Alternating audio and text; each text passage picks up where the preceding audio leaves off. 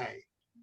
He's won a number of prestigious awards over the years, including from ERC, a Marie Curie Fellowship, Fulbright Fellowship, and an NSF Career Award.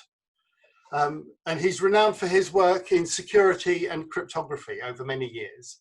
He works on e-voting systems, privacy-preserving protocols, and identity management. He also notably works in blockchain technology, where he's one of the inventors of the Ouroboros Blockchain protocol that underpins Cardano. And that's the area of his talk today. So his talk today is concerned with blockchain technology, and it's got a provocative title, Decentralizing Information and Communications Technology, Paradigm Shift or Cypherpunk Reverie.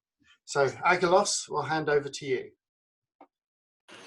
All right. So thank you, Steve. Thank you, Likun. Thank you, Steve, for the great introduction. And thank you, everyone, for joining this first session. I'm really delighted and honored to start the Zorix 2020 conference 30 years after the first Zorix that happened actually back in 1990.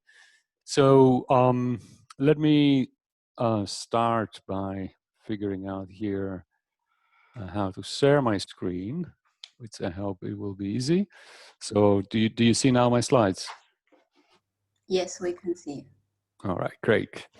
So I'll start with this Cypherpunk Reverie that perhaps many of you have read this document. This goes back to '92, and it reads, just as the technology of printing altered and reduced the power of medieval guilds and the social power structure, so too will cryptologic methods fundamentally alter the nature of corporations and of government interference in economic transactions.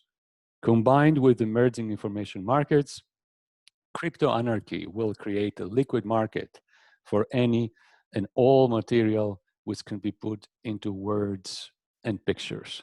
So that was Timothy May from the Crypto Anarchist Manifesto, and it was the 22nd of November, '92. So as these lines were written, in '92, it was the second Zorix taking place.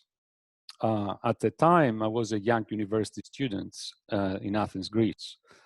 And I remember accessing the internet actually required me driving down to the central building of the university, where there was a single lab that was connected to the internet at the ground floor. It was also that year that I heard about cryptography as a field of study. So let's explore this development that happened along the lines of this reverie that dates 20 years ago. So here's the set of questions that I'm go over with you in this talk. So as Steve mentioned, decentralization is the core topic, and what actually is prophesied in one way in this manifesto that was written back in '92. So what does decentralization bring to the context of designing and deploying information technology services is the first question. Then we'll explore how does blockchain fit into the wider computer science context. What is exactly the problem that the blockchain is solving? And with that, we'll see what is the prior work that was fundamental to the inception of this concept of decentralization, and what are the fundamental problems in computer science that were highlighted by its introduction.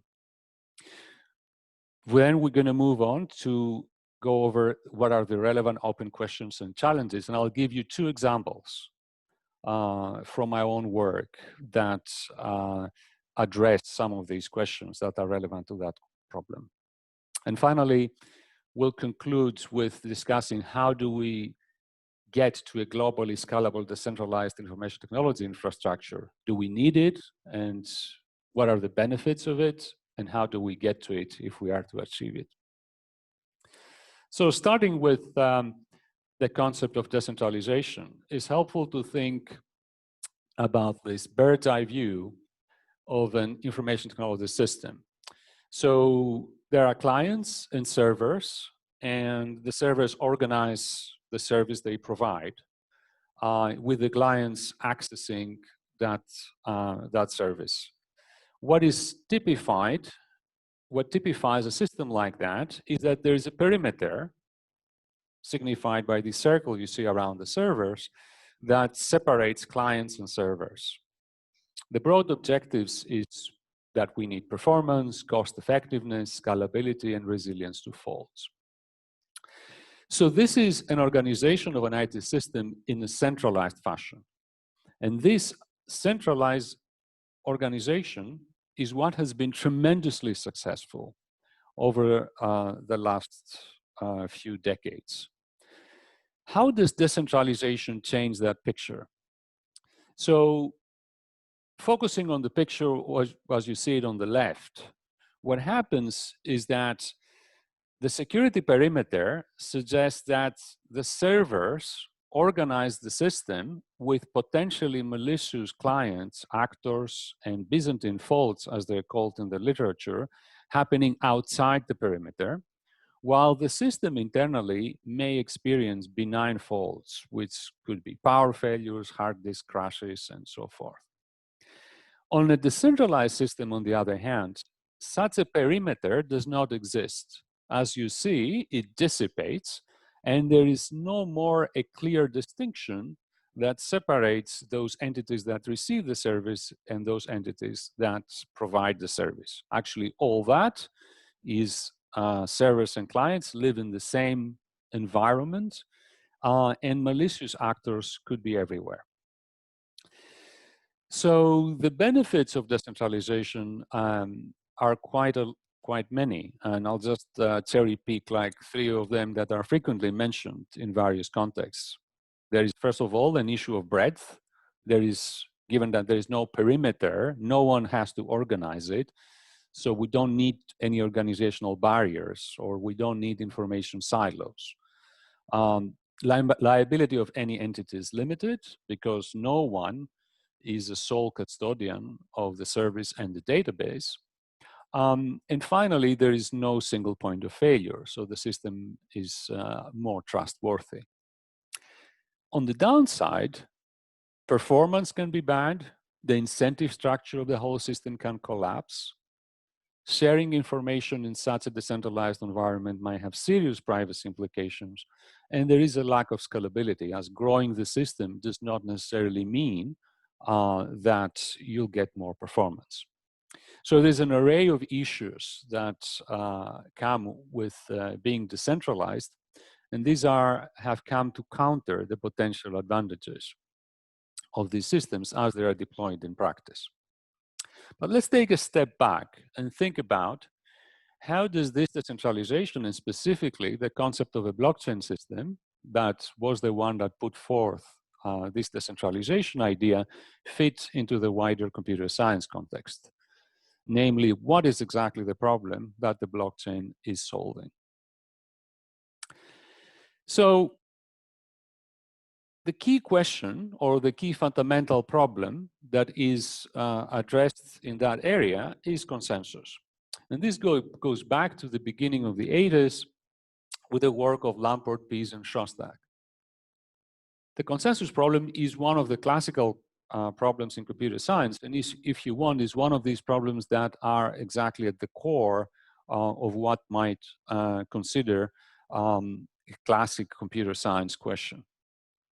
The variant of the problem that is most relevant to our setting and to our discussion this morning is this one that talks about a set of servers that try to maintain a transaction history that has to be agreed by everyone, and that this history and the state of the system should be continuously updated, incorporating new valid transactions. So wrapping this up into 2 succinct properties gives rise to what I would call the ledger consensus problem. So in the ledger consensus problem, we have a set of servers that want to maintain a log of transactions. And at any given moment, when we look at a server, there are 2 things that the server has and are reflected in its local state. The first one is the log, which is what the server thinks that is the settled log at that particular point in time. And then there is a log underscore, which is the settled log plus any pending transactions and updates that the server is processing right now as the consensus protocol advances, and they may not have been completely settled at that point. So given these two notations, log and log underscore, we can express the two fundamental properties that we would like to achieve.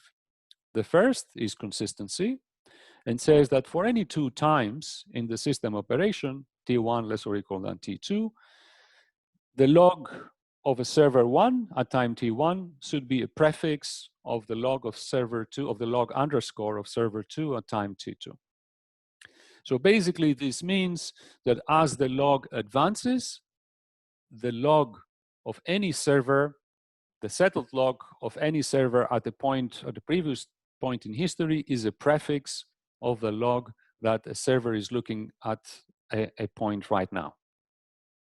So this ensures that as the time passes, the consistency of the log is preserved.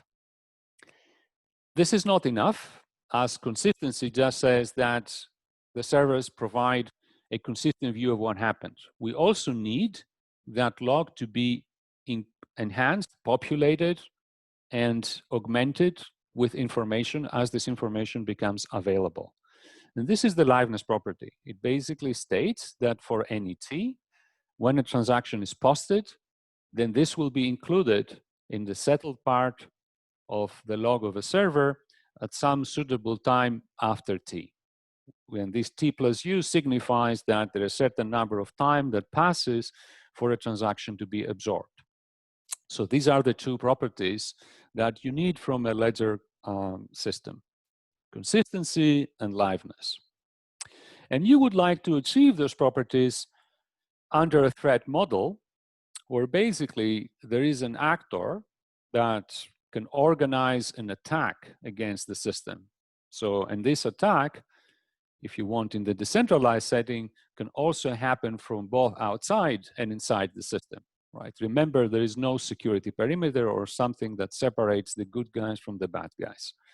So the attacker can post conflicting transactions, for example, with the intention of breaking the consistency of the log, or can participate from within the system with the intention of breaking liveness and restricting and censoring some of the transactions that are posted by honest users. Now observe that this ledger consensus idea can easily generalize to something that we can call a decentralized state machine, where now the concept of the ledger is substituted by the concept of the state of the machine, and posting a transaction is basically a state update. Now, using these ideas in the decentralized blockchain space, we have transitioned from a simple transaction ledger to the concept of smart contracts and decentralized state machines, which can carry public computations in a reliable manner. The properties of consistency and liveness naturally translate to that setting of a decentralized state machine.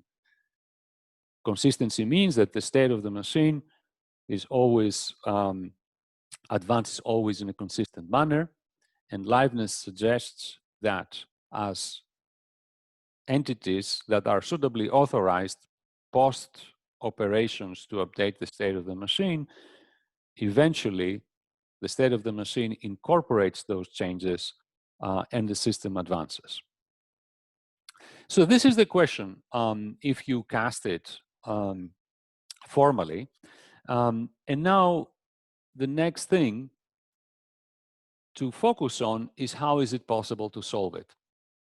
So in computer science, we solve such questions by developing algorithms and protocols.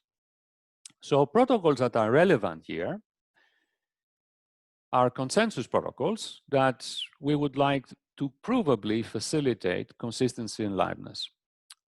And we have two classes here that will be discussed. On the first side, we have what we call classical distributed Byzantine fault-tolerant protocols, which have been studied since the early 80s. And then we have decentralized blockchain protocols. It is very important to understand the distinction between the two. They both solve similar questions and they use similar terminology. However, the techniques and objectives they have are different. So I will try to highlight these distinctions in the next couple of slides.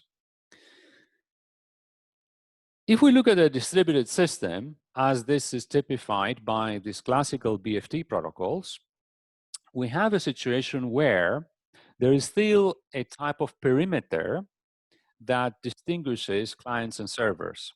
The key idea in these classical works in the BFT literature is that there is some type of a setup service that is going to be responsible for membership in the set of servers that provide the protocol. So the identities of the server will be fixed, will be determined, and will be registered in that setup service. And this separates clients and servers. You can have malicious actors and coordinated Byzantine behavior. Nevertheless, the setup service is not subverted. On the other hand, when you look at a decentralized system, the scope of that setup service becomes much smaller. There is no registration of identities. There is no setup of a network infrastructure that is provided by the setup service. We allow that service to have some initialization parameters. For example, in the case of Bitcoin, there is a genesis block, which is assumed to be known by all participants in the system, but this by no means provides a registration. Instead, participants are allowed to register themselves, and they register themselves by acquiring some resource, which is the basis of their participation. So the basis of participation in a decentralized system is not registration to a setup service, but acquisition of a resource. And this is an important distinction between the two. The second very important distinction is the fact that participants will be incentivized to engage with the system. So in other words, the decentralized system will provide a set of incentives for the participants to act, while a distributed system does not deal with such incentives. In other words, why the setup service exists and why the servers are following the protocol is not part of the problem and mechanism which is studied typically in a distributed system. So to summarize this on the table, distinguishing between a distributed system as it is thought in the classical literature in distributed computing and a decentralized system, we have consensus in both cases being the topic, but then there is an array of different angles that the problem is being looked at. First of all, the functionality of a distributed system is offered by a set of nodes, while in the centralized system is offered by a set of resource holders.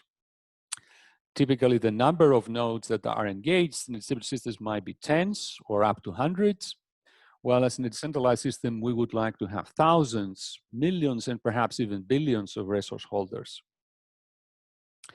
The fault tolerance requirements in a distributed system traditionally are fail, stop, and Byzantine, while in a decentralized system should be Byzantine and rational. So in other words, not only we would like resilience to Byzantine faults, but we also like to be able to understand the rationality of the entities that engage to it. Networking should be point-to-point. It's typically point-to-point in a distributed system, while it's peer-to-peer in a decentralized system. There are strict online requirements in a distributed system. For example, we will need to know a fixed known fraction of the nodes that are online, whereas in a decentralized system, we would like no particular knowledge about how many parties are online. Ideally, we would like the system to operate when an arbitrary unknown fraction of nodes are online. In terms of prioritization of properties, consistency and liveness, safety comes first, typically in a distributed systems, whereas liveness comes first in a decentralized system.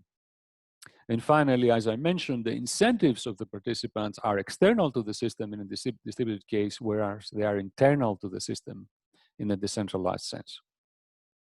So this gives you like a high-level overview of the distinctions between the two. Now, Bitcoin was the system that was put forth in 2009, late 2008, beginning of 2009, and it's what started this decentralized system chapter in the development of information technology that can be said to belong to this decentralized paradigm. The underlying resource is computational power, and the single objective of the system was to transfer assets. Bitcoin was just the beginning. After that, a number of other systems took this idea further and imagined different things that could be done and deployed as information technology services using the same decentralized ideas. So what was the prior work that was fundamental to the inception of this decentralization? And what are the fundamental problems in computer science that were highlighted by the introduction of that system? So to come to this development, the development of the concept of decentralization, there was an array of fundamental previous work that was investigated and was necessary. And starting from the 70s and 80s, we have the concepts of digital signatures and hash functions, which are essential. And then the invention of the proof of work concept as a technique to battle denial of service in unauthenticated client-server environments was very important in making it feasible to think of a different resource that could be used to organize and decentralize systems. So this came in the 90s. And then with the end of the 90s, we had the development of peer-to-peer networks.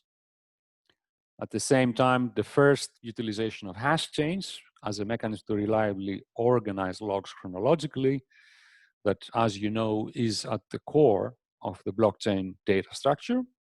And finally, a better understanding in these peer-to-peer environments of the Sybil attack problem. In particular, a crucial realization here that happened in the early 2000s was the fact that proof of work could be used as a way to mitigate the Sybil attack question. So there is an array of fundamental computer science problems that are highlighted by this line of work. And these are things that in the last decade have been become, let's say, the new focus of this area of designing resilient information technology infrastructure. So first of all, the design and analysis of systems in the Byzantine threat model came as to be quite critical. Even though Byzantine was something that was known as a threat model of interest since the early 80s, it was still like a theoretical sort of consideration, given the fact that the centralized information technology system organization was the mode of operation. But now this is not the case anymore. Instead, we want to solve consensus in environments that not only we have a Byzantine threat model, but participation is highly fluctuating and uncertain. And this also highlighted an array of other related questions, which are really hard. First of all, reconciling privacy with this decentralization, with this decentralized organization requires new advances in cryptography. And we've seen a number of those during the last decade, very interesting advances in the areas, let's say, of zero knowledge proofs. Developing incentive mechanisms exactly for the coordination of agents so that the properties of consensus emerge as equilibria from rational behavior is another very important area.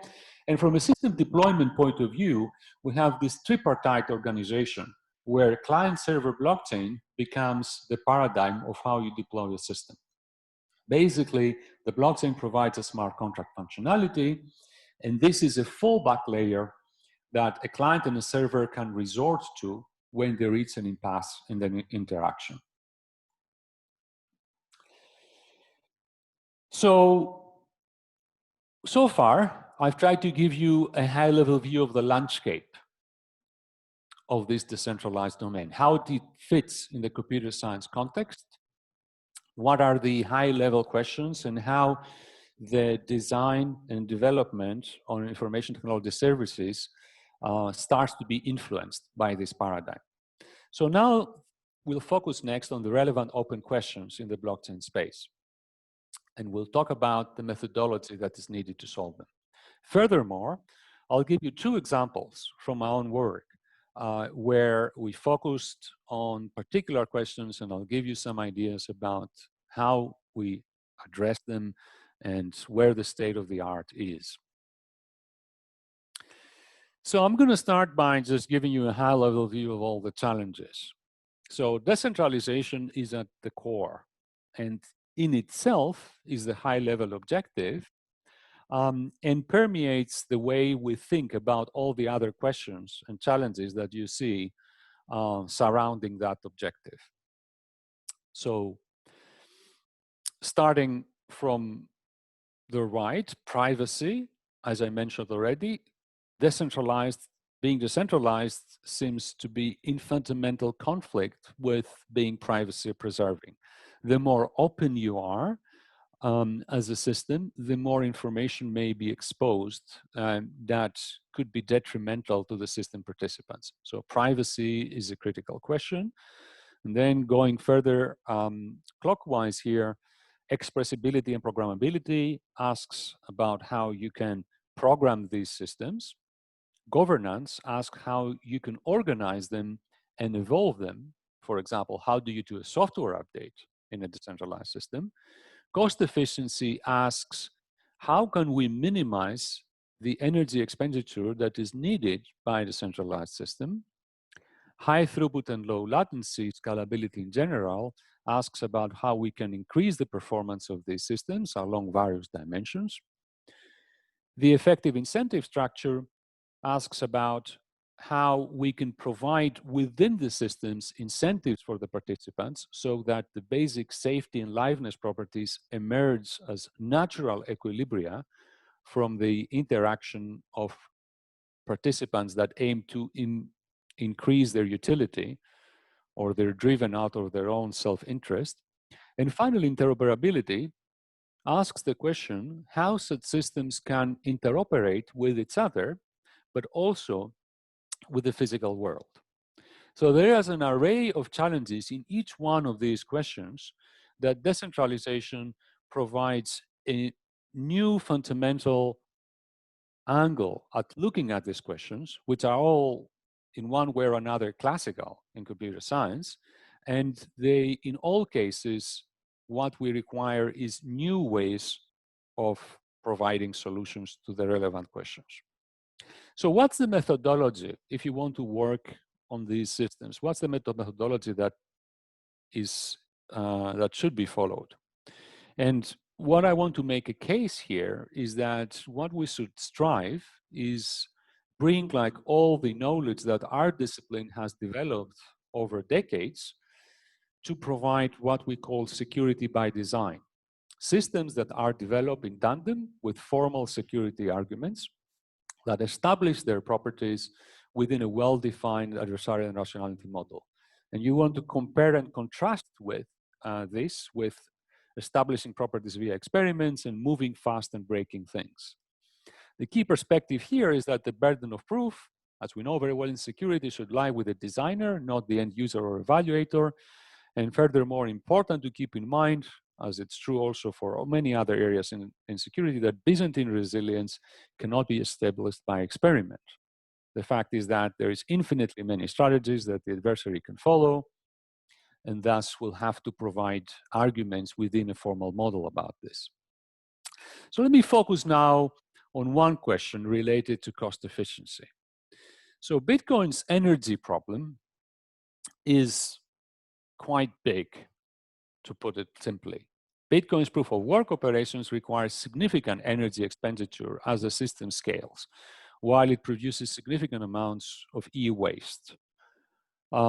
Just to quote this recent snapshot from a nice website that keeps track of that information, the current electrical energy that is consumed by the Bitcoin network is on the level of a small European country.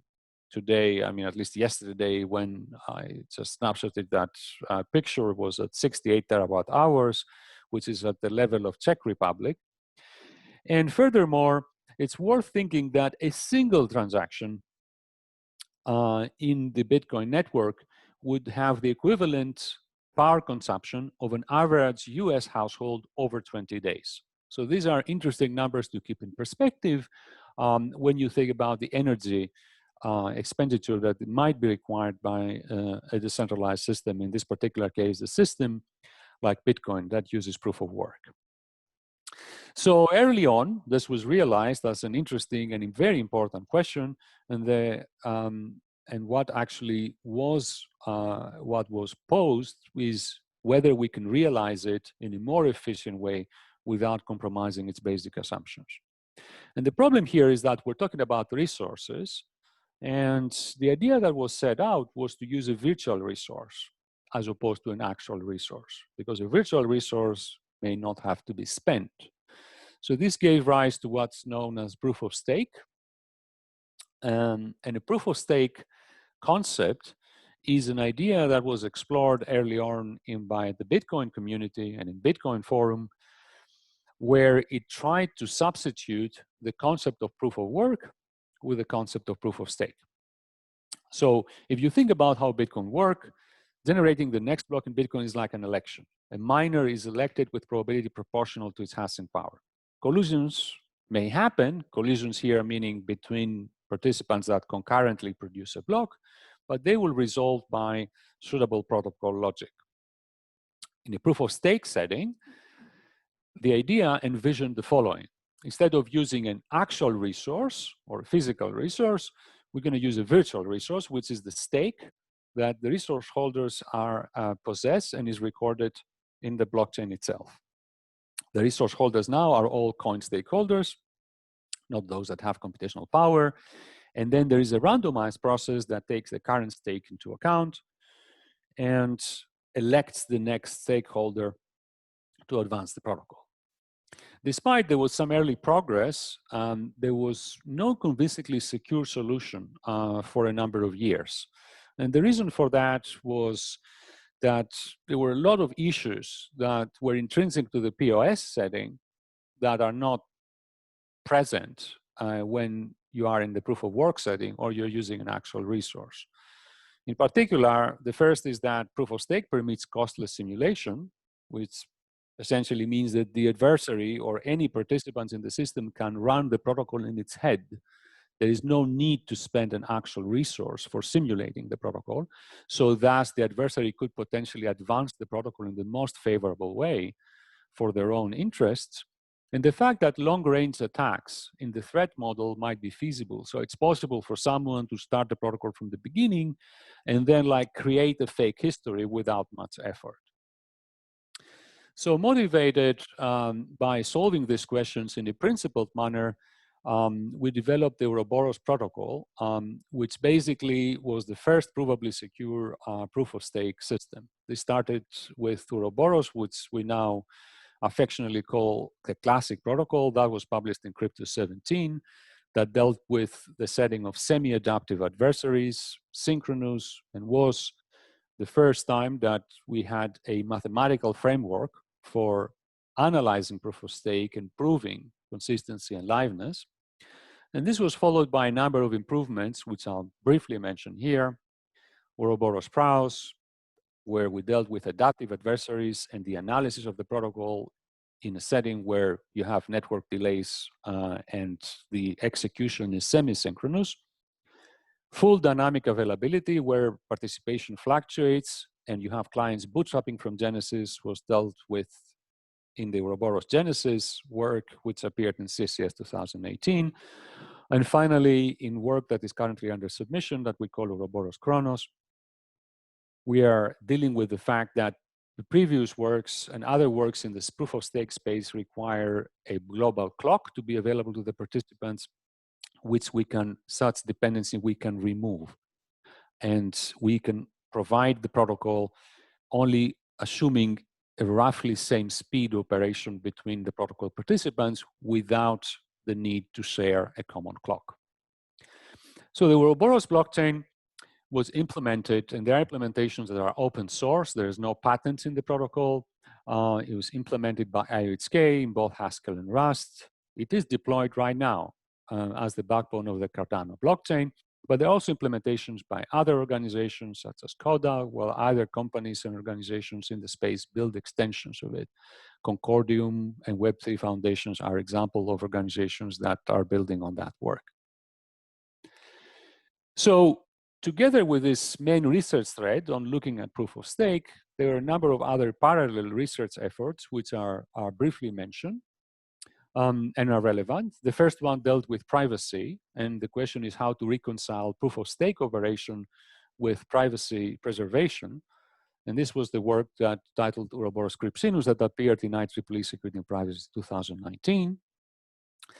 Then we dealt with interoperability in the proof of stake sidechain setting. And basically the question is like, how is it possible for two proof of stake chains to talk to each other in a reliable manner?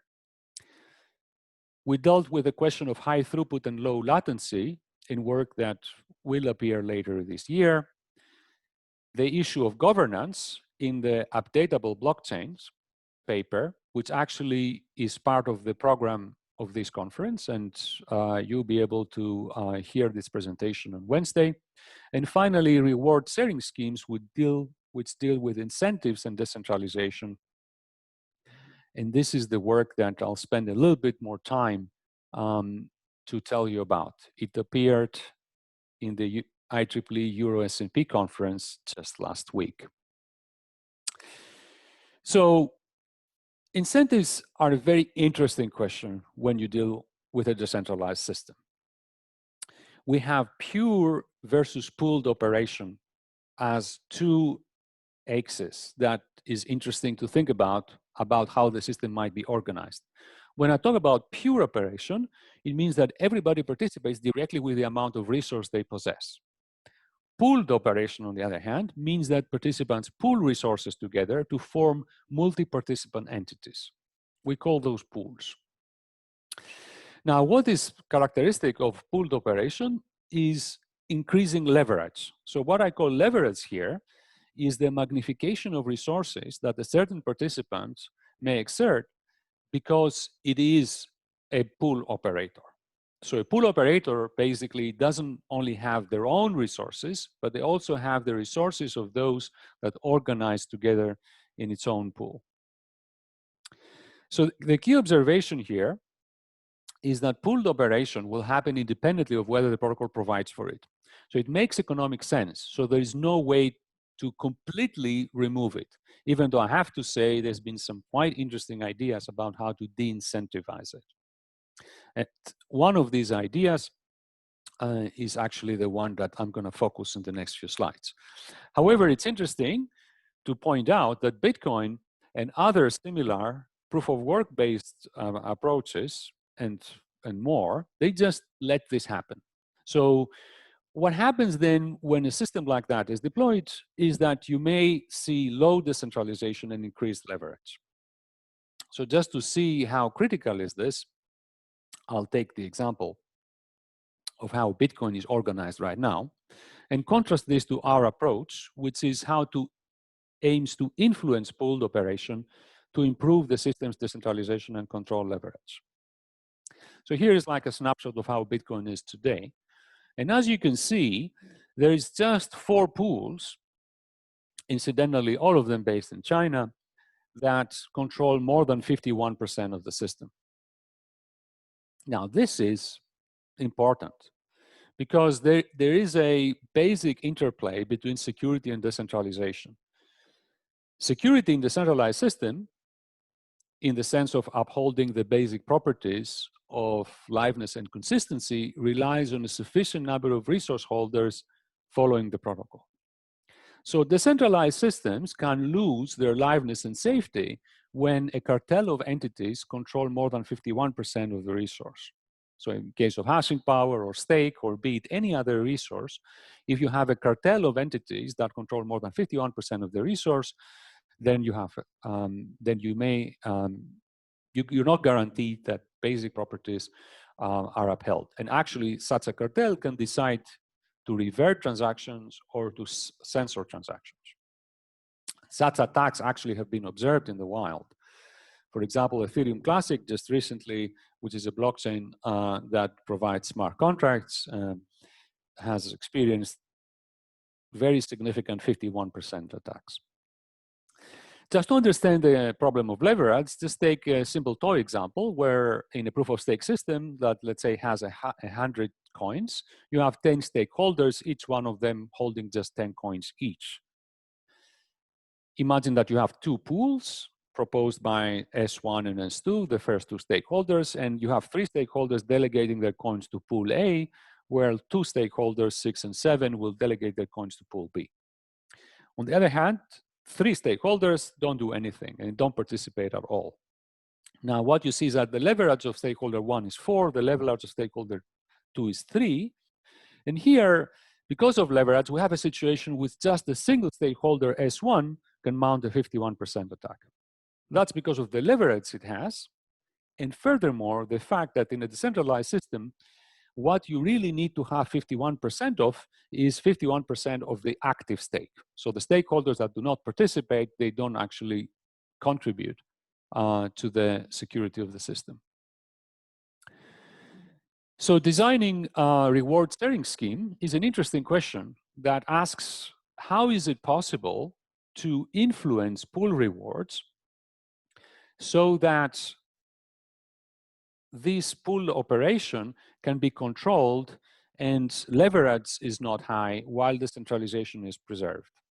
So in Bitcoin pool operation, an interesting observation is that pool rewards are linearly increasing with pool size. So the bigger a pool is, the bigger are the rewards. And this is natural, a built-in feature of how the incentive mechanism of Bitcoin works.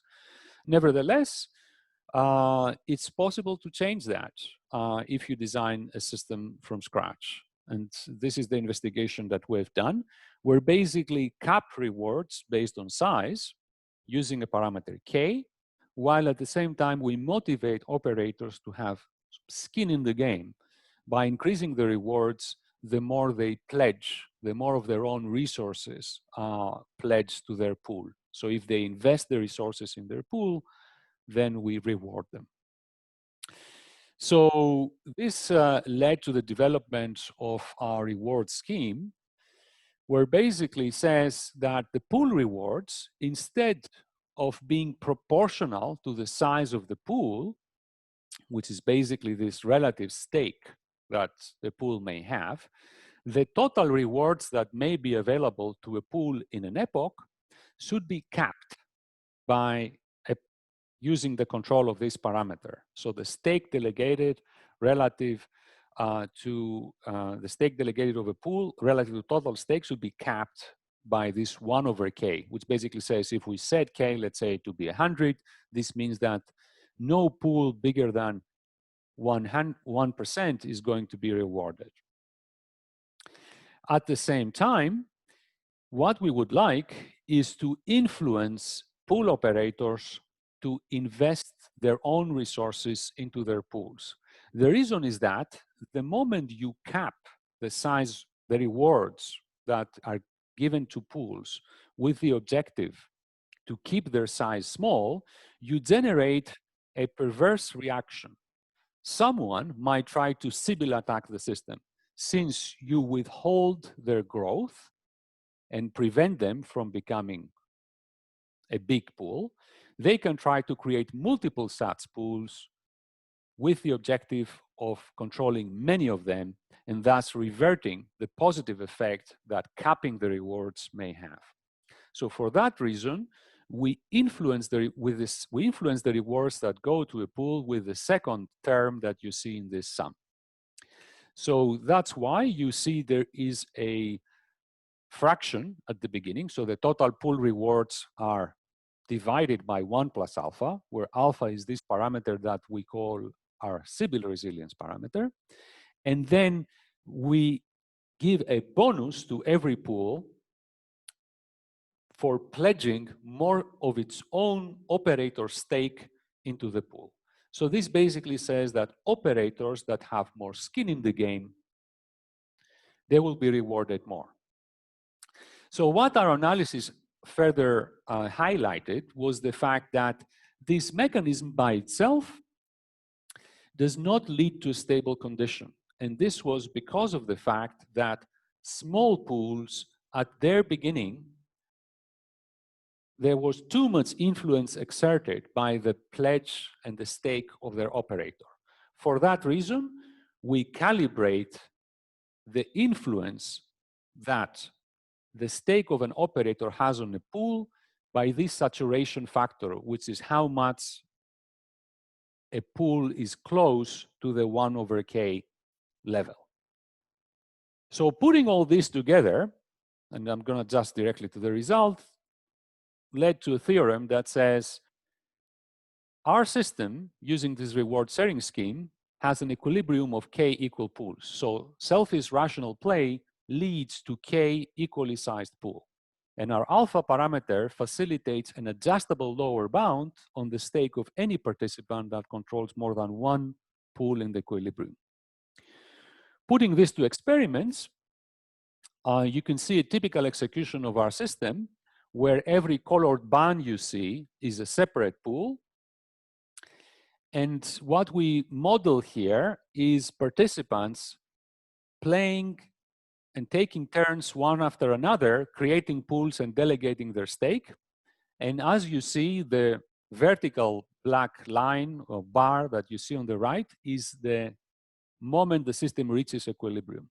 So our system converges to equilibrium relatively fast, while in contrast, you can see a Bitcoin-like scheme that basically rewards pools proportional to the stake. Instead of reaching any equilibrium while you have multiple pools, it naturally converges to a single dictatorial setting where a single operator controls everything. This system that I just described is not just theoretically analyzed and experimentally tested, but is also deployed in Cardano right now, and there are more than 1,000 pools that are active in the system. So the launch happened earlier this summer, and if you're interested to see more about this, you can see some of the many public tools that are available that describe exactly how the system now is organized and how pools are created and delegated. So with this, I gave you two examples of work that try to address these challenges. And finally, now I'm going to be wrapping up by answering the final point. Do we need a globally scalable, decentralized IT infrastructure? And what would be the next steps? So first of all, I want to say that IT services are breaking records of scale. We have right now IT systems that transcend countries, and they have billions of users. This is important. This level of scale is very important to keep in mind. And another important point to ponder here is that if you look at the entities of the world that have the most capital, 69 of the richest 100 entities of the world are not countries. Just Facebook itself in the list is bigger than many smaller European countries like Slovakia, Bulgaria, Croatia, Serbia, and Cyprus. In another perspective, in many countries, the internet is just Facebook. Like there are many countries in Africa that the two are basically indistinguishable and interchangeable in the minds of the people. So the question here, and what is at stake, is an array of basic rights and principles that we would like our society to be permeated by. It is not that big corporations are bad or evil. This is not what I'm saying. However, the question here is whether the level of control by private stakeholder interest will ultimately lead to a better way to organize IT services at the global level. And the question is, how can fundamental rights be preserved in a setting where IT services transcend jurisdictional boundaries while their operators engage in regulatory arbitrage? So blockchain and distributed ledger technology can be instrumental in building a neutral ground over which democratization of IT infrastructure can take place. And this is the hopeful paradigm shift that I want to end with. In our increasingly interconnected world, a vast set of opportunities can emerge from blockchain as a technology that could enable parties with no particular trust in each other to exchange any kind of digital assets on a peer-to-peer basis with fewer or no intermediaries.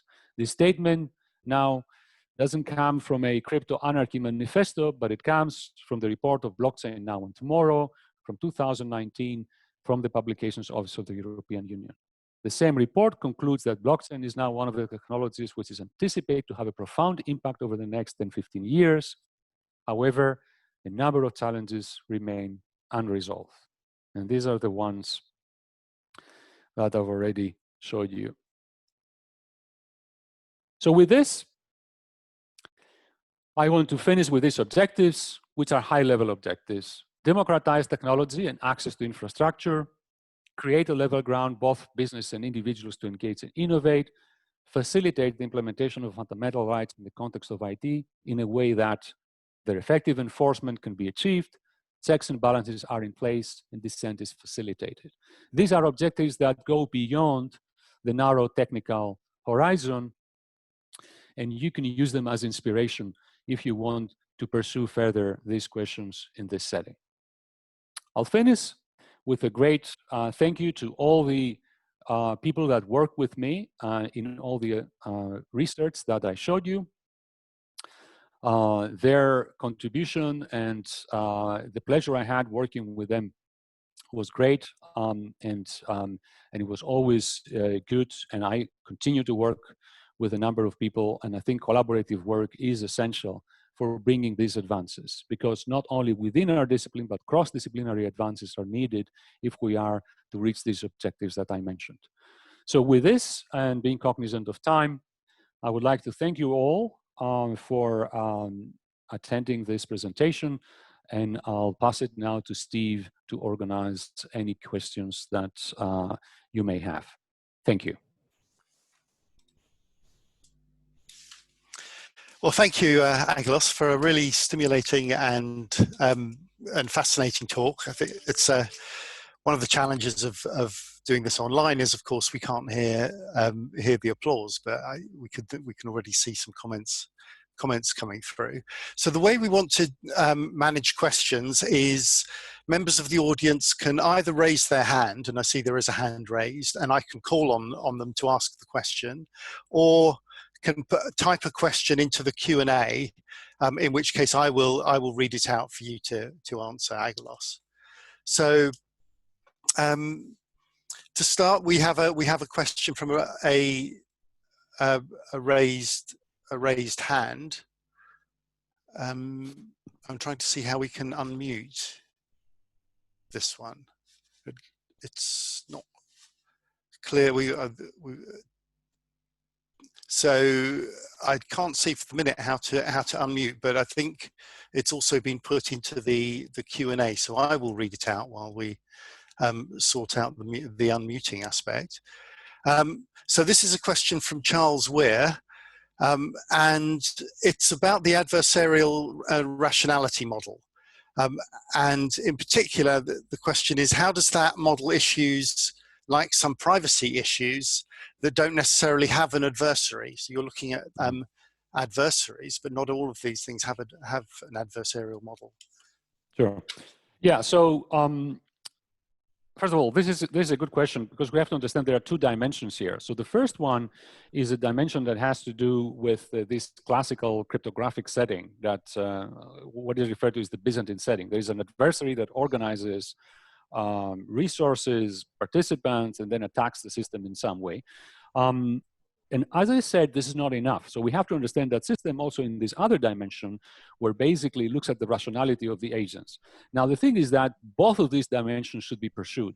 The problem here is that in order to understand the dimension of rationality, where all participants, let's say, engage in the system, we need to model their utility. We need to understand what are the objectives. And these models will fundamentally come with assumptions that may be relevant or may be correct at some point, but there might be, let's say, black swan events in the operation of the system that can shake these models. So that's why the systems not only should have the ability of using rationality to provide these properties, but should also operate in this Byzantine setting that some of the properties would work no matter what is the rationality model of the participants.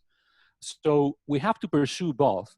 And I may also add the third dimension here that says, ultimately, any assumption we make about the system will collapse potentially due to a black swan event.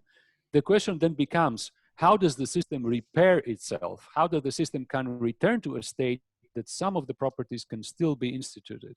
And this is yet another, this ability of self-healing is another very important direction, which is hinted by systems like the blockchain system and very greatly understudied, not sufficiently studied in the context of, let's say, classical distributed systems. Okay, thank you. I'll move on to the next question that's in the Q&A. We've got the unmuting working now, so if anyone else wants to raise their hand, then we can call on them. But I'll go to another question from the Q&A. So this thanks for the excellent talk. Can you share your thoughts on the caveats in applying classical distributed consensus to blockchain settings?